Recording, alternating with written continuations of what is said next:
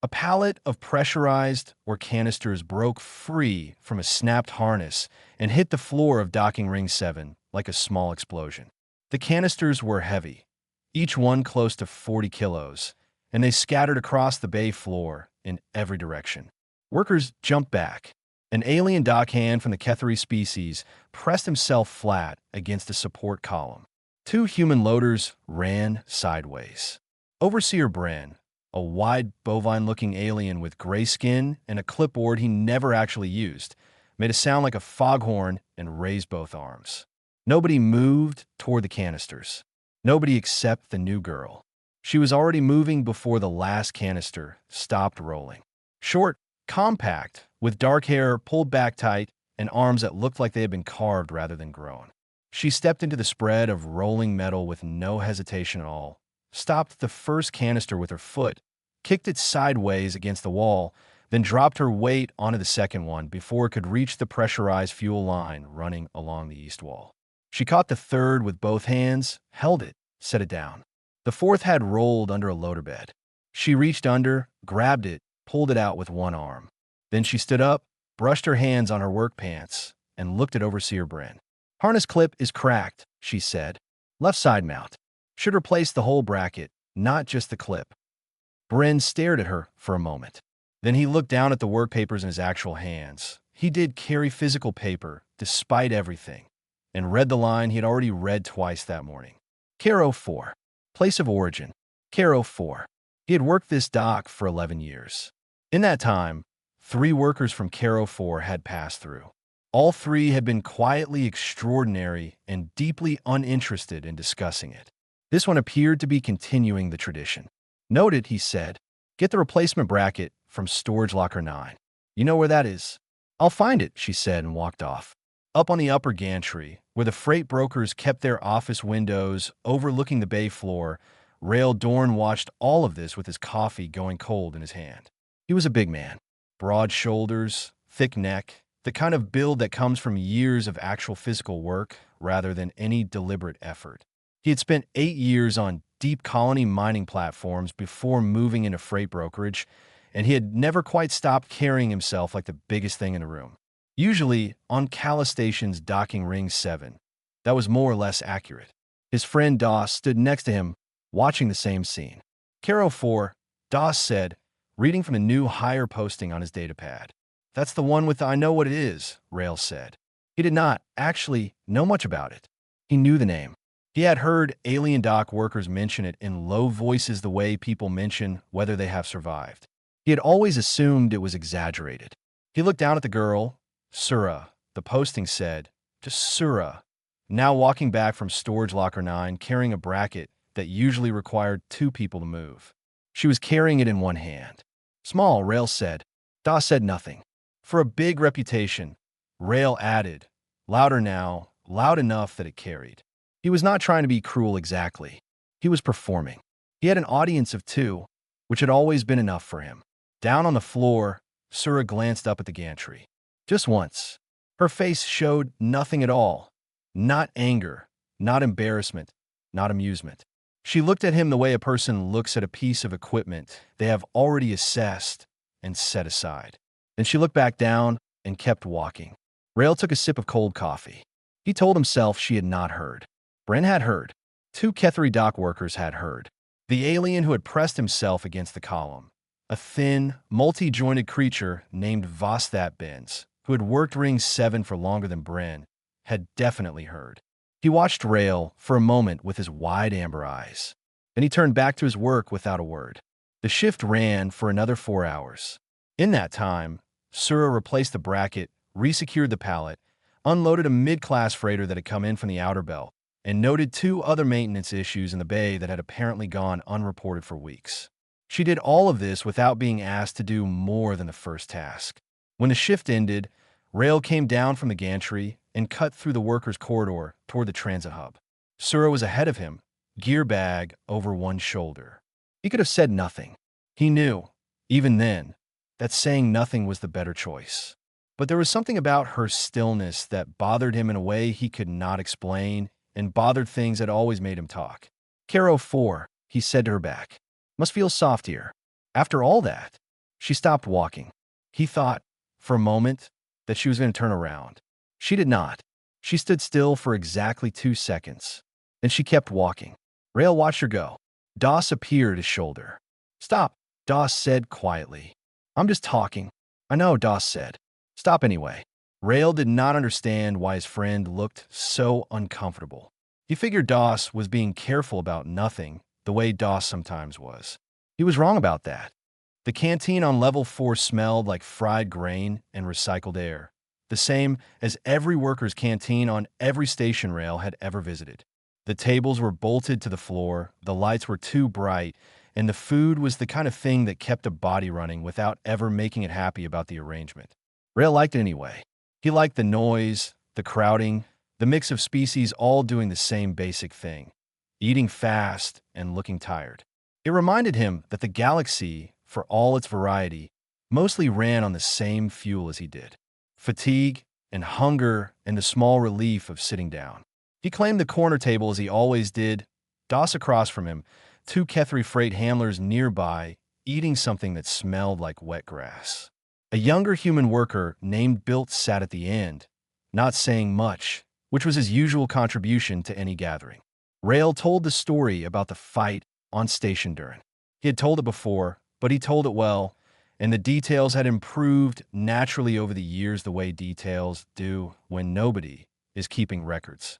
By now the other man was larger, and the odds were worse, and Rail's exit from the whole situation was considerably more graceful than it had actually been.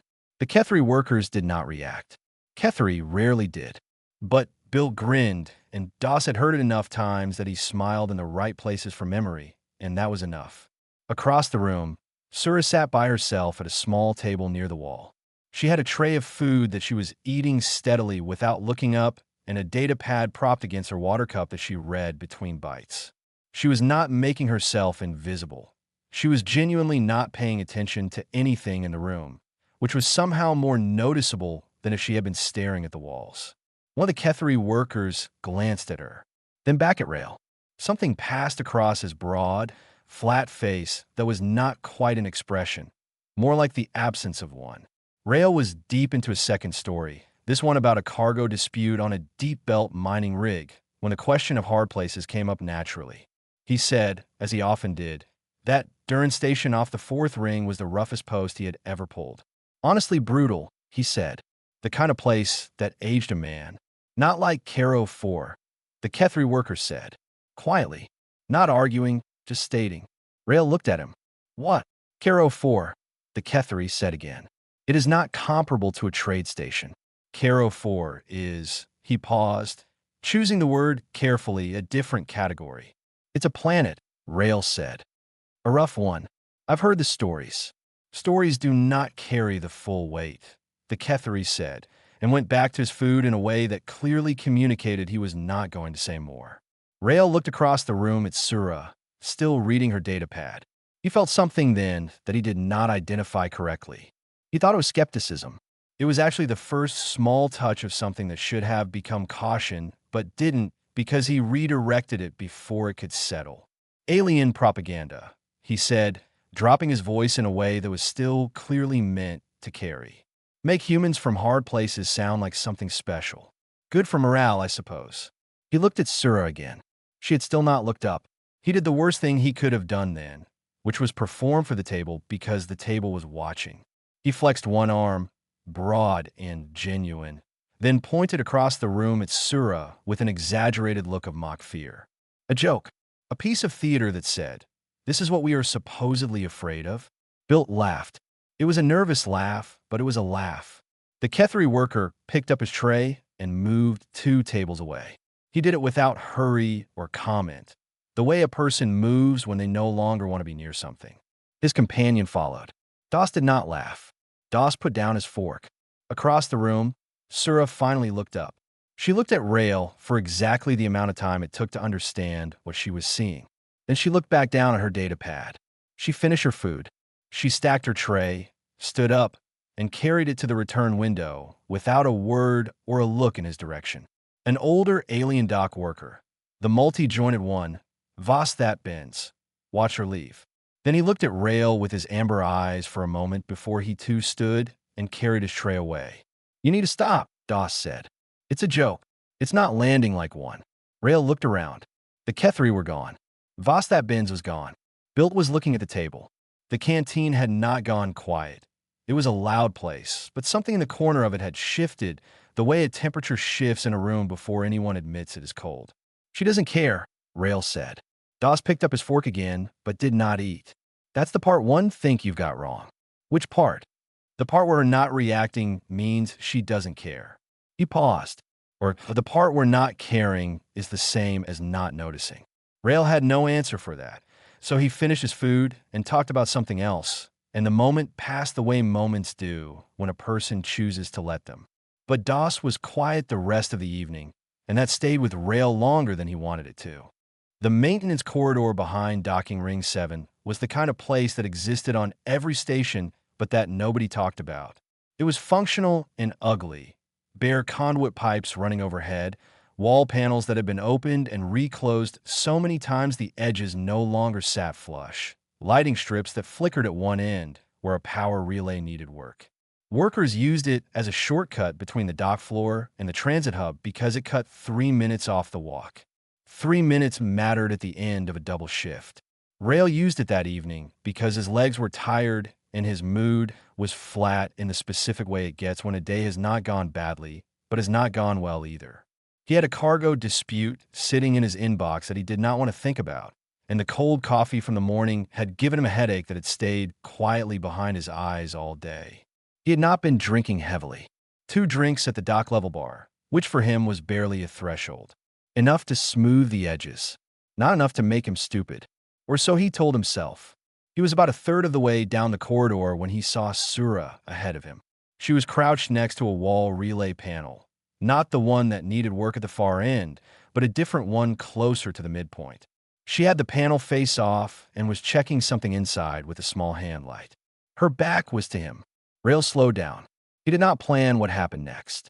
That was the truth of it, and he would say so later, and it would be accurate. He did not think, "I will grab her shoulder and spin her around." He thought something much smaller than that. A flicker of the same performance instinct that had made him point at her in the canteen, the same low habit of prodding at things that were quiet to see what sound they made. He was going to grab her shoulder, turn her, say something stupid and grinning, and walk on. A joke, the kind of thing that dissolves in a second and is forgotten in 10. He reached out and grabbed her shoulder. What happened next took less time than it takes to say it. She moved, not startled, not panicked, something far older than either of those things.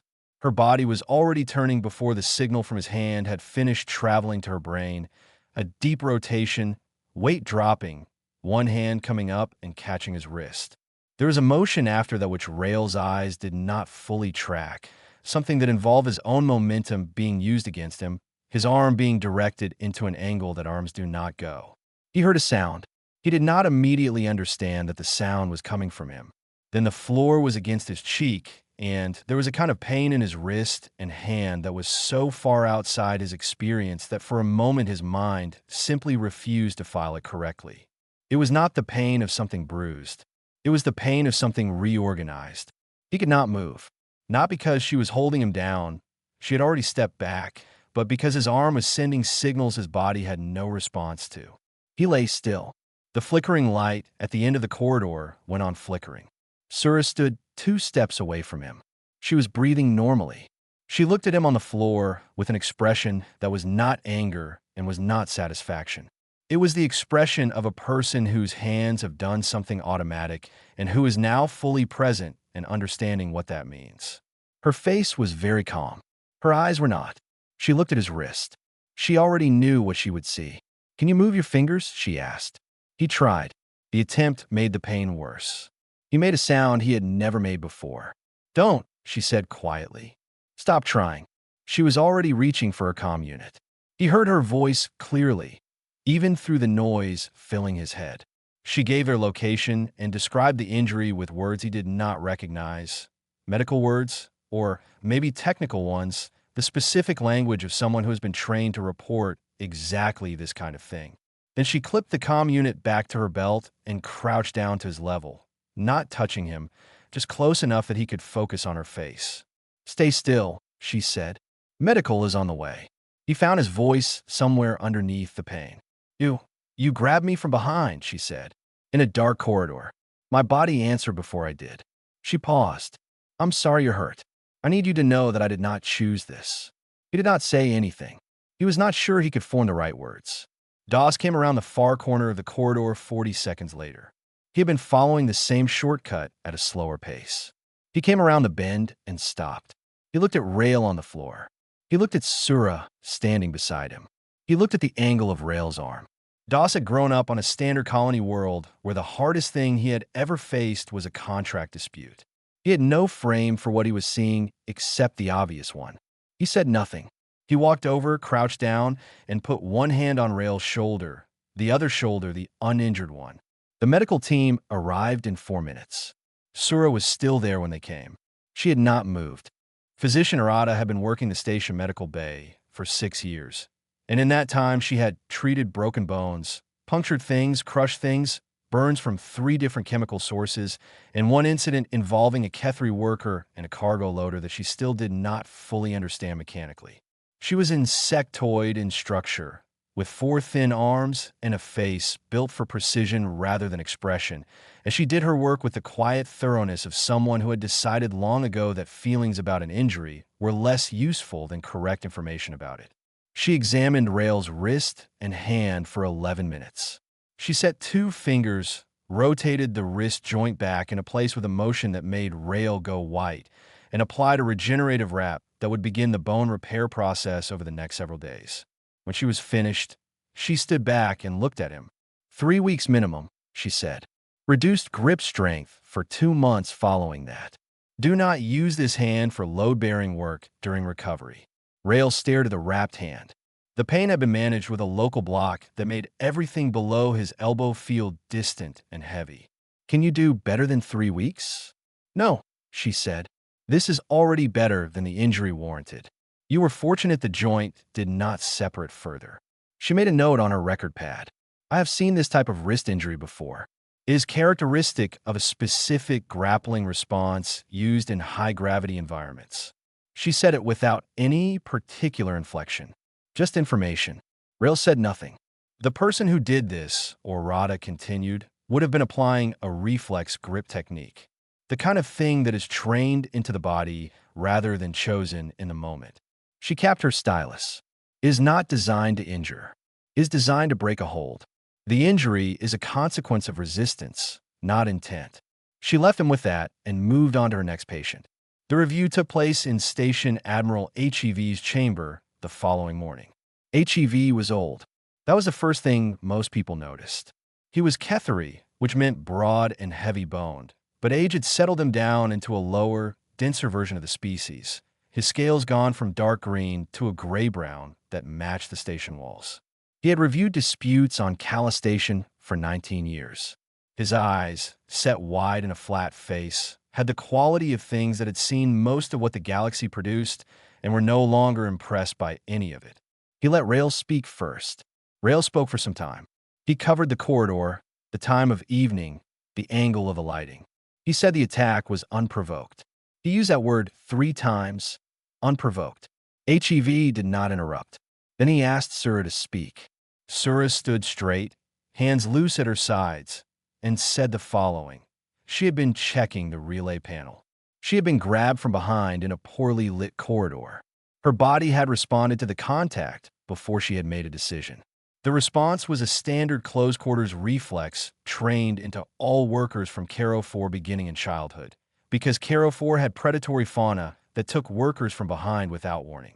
She was sorry for the extent of the injury. She had not tried to cause it. She said all of this without drama and without apology for anything beyond the injury itself. HEV looked at her for a moment. Then he turned to the wall panel behind his desk and pulled up the corridor sensor log. The corridor had 2 passive sensors, neither of them cameras, just motion and contact readers. The log showed 2 individuals, their positions, and a contact event. The contact event showed clearly who had moved toward whom and where the initial physical touch had originated.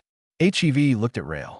What did you believe would happen he said, when you grabbed a Caro 4 worker from behind in a corridor with failing light. Rail opened his mouth. He found nothing useful inside it. HEV did not wait. He turned to the 3 station officials seated along the wall, 2 humans and 1 Ketheri, and spoke for several minutes about Caro 4. He explained the gravity at 1.6 standard. He explained the radiation index and what it did to the nervous system over generations. He explained the fauna and the specific type of response training that every Caro 4 worker received as a condition of surface employment. The 2 human officials listened with expressions that indicated this was new information to them. The Ketheri official had been sitting with his eyes closed. He did not open them. He already knew all of it. Das was called as a witness. He told the truth in a flat voice, looking at neither Rail nor Sura. He said Rail had reached out and grabbed the worker's shoulder from behind. He said Sura had not moved toward Rail at any point before or after. He said he was sorry it happened. HEV's ruling came quickly. Rail had initiated unlawful physical contact. Sura had responded with a conditioned reflex. No charges would be filed against her. Rail would pay a station conduct fine and serve a 1-month review period during which any further contact incidents would result in reassignment. Rail sat with it. He could feel the wrapped hand in his lap, heavy and absent and completely his own fault.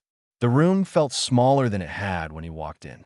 Not because of the ruling, because of the faces of the 2 human officials on the panel who had not known about Caro 4 and who were now looking at him the way people look at a person who broke something he should have known not to touch.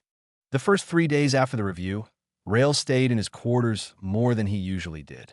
He told himself it was because the hand needed rest. That was partly true.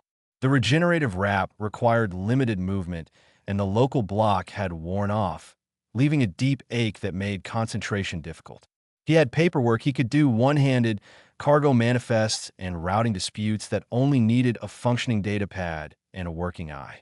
He did the paperwork. In between documents, he watched. His quarters had a narrow window that looked down into docking ring 7. Not a good view. Too steep an angle, too much gantry framework in the way, but enough to see the floor. He had never paid much attention to it before. The dock was background noise, something that happened below him while he worked. Now he watched Sura. He watched her the way he had not watched her before, which was to say actually watching instead of performing an opinion about what he was seeing. He watched how she moved from task to task without being redirected, how she picked up problems that were not assigned to her, because she had seen them and the seeing was apparently enough. He watched her carry loads. He knew the weight ratings on the standard cargo units from years of brokerage work, and when he mentally matched what she was moving to those ratings, he stopped doing it because the result was uncomfortable. He watched the other workers around her. That was the thing he had missed entirely. He had looked at Sura and seen a person alone, eating alone, working without a crowd. What he had not seen, what he understood now, with the unhurried attention of someone who has nothing else to do, was how the other workers arranged themselves on the floor when she was present. Not because they were following her, not consciously, but the Ketheri workers drifted toward her side of the bay during heavy lifts. Vostat bins consistently took up positions that left her a clear path to exits. It was not protective exactly. It was more like how people on a ship in rough weather naturally move toward the most stable part of the hull. They knew what she was. He had not. On the 4th day, Das came by with food and the kind of expression that meant he had been thinking about whether to say something and had decided he would. "There's a story going around the dock," Das said. He sat down and set the containers on the table. About 3 months ago, before Sura's rotation here, she was on loading contract at Ring 4. A loader arm snapped its upper mount, the big ones, the overhead lifters. Full arm coming down, somewhere around 2 tons moving fast. Rail looked at him. 2 Ketheri workers underneath it, Das said. She got one shoulder under the arm. Held it. He paused, long enough for both of them to clear. The dock crew said about 4 seconds. Rail said nothing. She cracked 3 ribs and sheared a shoulder muscle. She finished the shift. Das opened his food. Did not report the injury until the shift ended because she did not want to leave the dock understaffed. They ate for a while without speaking. Rail looked at his wrapped hand. What's wrong with her shoulder now? Nothing, Doss said. It healed. Caro, 4 bone density. Their repair rate is also accelerated. Something to do with the radiation exposure over generations, pushing faster cellular response. He shrugged. I looked it up. Rail had not looked it up. He could have at any point. He had not. I need to talk to her, he said. Yes, Doss said simply. I don't know what to say. Start with what's true and see what comes after. He found her the next morning on the dock floor, an hour into the early shift. She was working a pallet of sealed equipment crates, checking seals and logging them. He walked across the floor and stopped a couple of meters from her. She saw him coming and waited, her posture giving nothing away. He did not prepare a speech. He had thought about it the previous night and decided that anything prepared would come out sounding like a performance. And he had done enough of that. I was wrong to grab you, he said. That's first. I was wrong to touch you without asking. I was wrong about Caro 4. I didn't know what I was talking about, and I said things like I did. He looked at the hand, still wrapped, still aching. I'm not telling you that because I want anything from you. I needed to say it where you could hear it. Sura looked at him for a moment. She looked at the hand. I know you didn't mean to lose the use of it, she said. I didn't mean to take it. A beat. I'm sorry for the injury. I've been since it happened. I know, he said. Arata told me. The type of reflex it was. She nodded.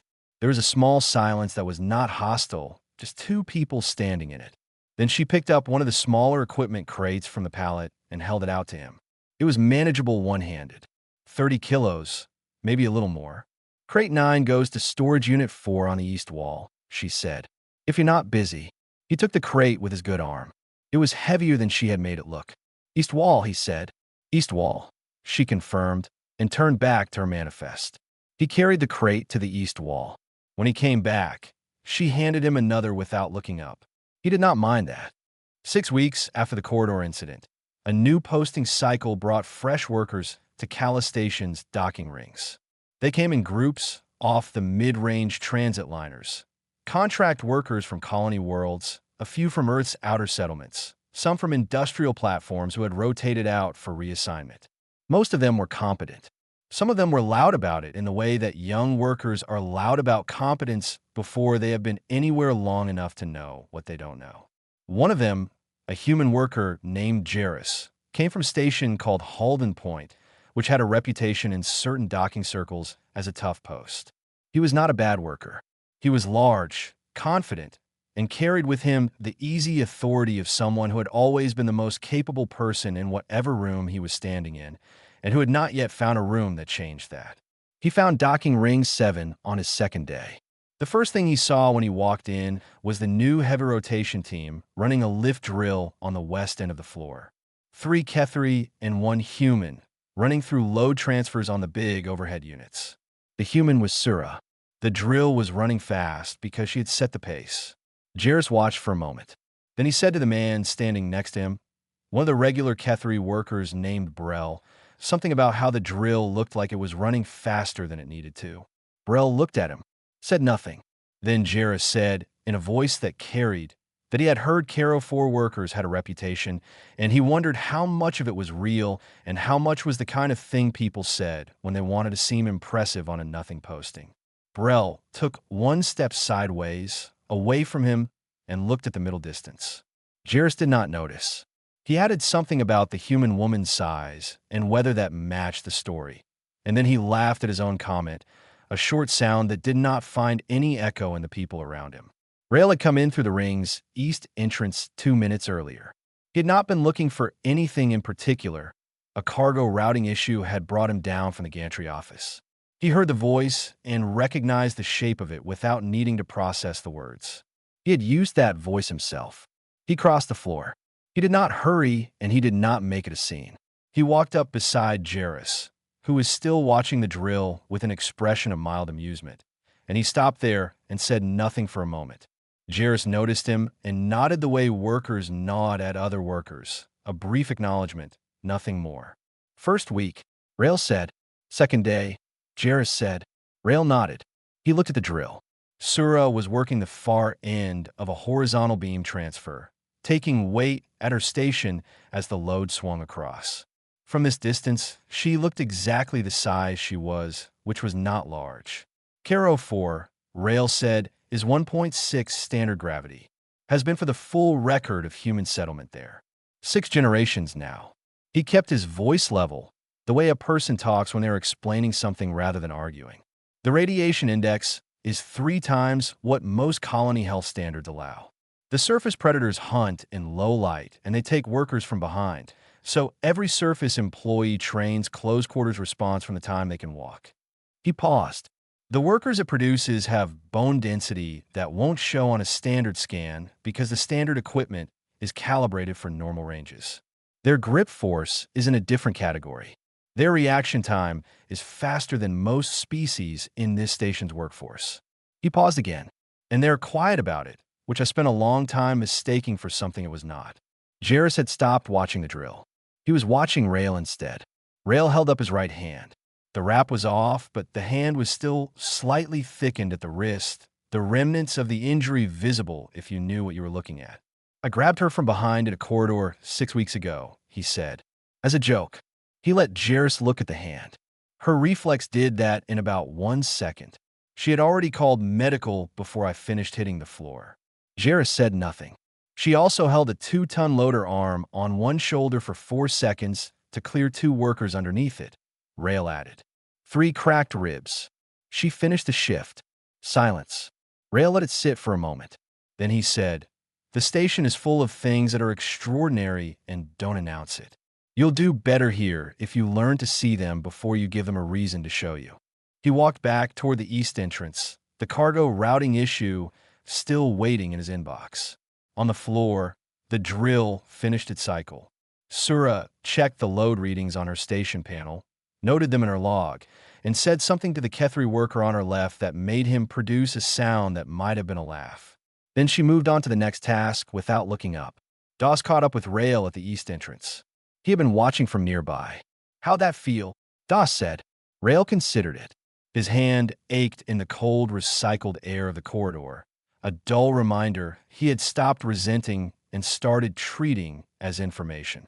"Like something I should have done 6 weeks ago," he said. In reverse. They went back to work. The station hummed around them, indifferent and enormous, full of quiet things.